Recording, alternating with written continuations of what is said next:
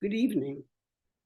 As we come to the end of the 35th year since the founding of the National Aphasia Association, we feel tremendous pride for how far it has come in its accomplishments on behalf of people with aphasia, their service providers, and their communities.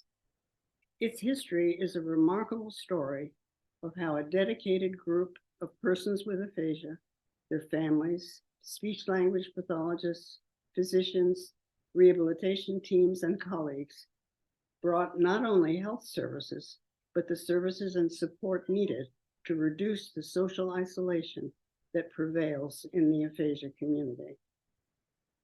The idea of establishing a National Aphasia Association dedicated to the needs of people with aphasia began in the 1980s in a casual conversation I had with Dr. Don Olson, a speech-language pathologist, who was then director of medical education at the Rehabilitation Institute of Chicago.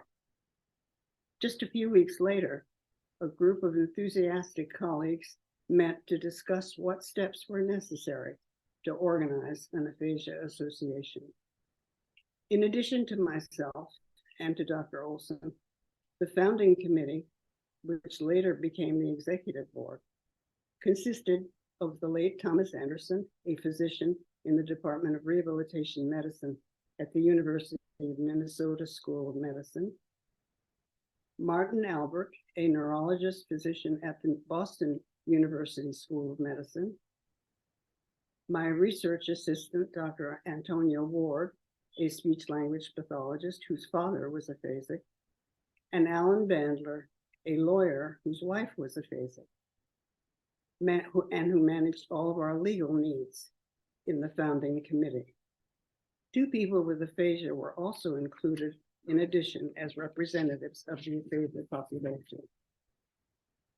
Our goal of creating a national organization was loud and clear. We met regularly and enthusiastically at the Rusk Institute of Rehabilitation in New York City. And in a very short time, we succeeded in defining and shaping the strategies that were needed to reach our goal.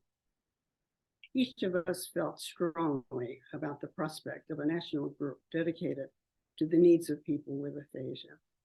We were engaged and we were excited, and our enthusiasm was evident and productive. And then in 1987, we succeeded in creating the National Aphasia Association. The NAA has demonstrated how helpful it is for families with aphasia to connect with each other.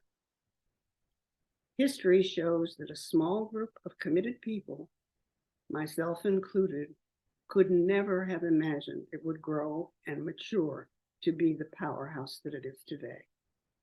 I wish the NAA continued growth and success, and may the aphasia community stay strong and continue working together.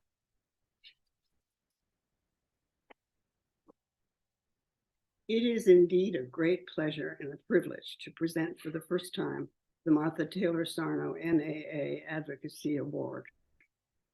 This award intends to recognize an individual with aphasia who has demonstrated the will and ability to continue being active despite the challenging limits imposed by aphasia.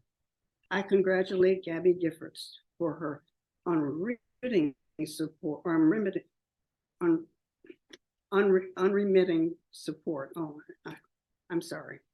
of others with aphasia, made possible by her warmth, her unyielding optimism, ability to deal with a tragic event, her courage, and her understanding, all of which have had a positive impact on the aphasia community.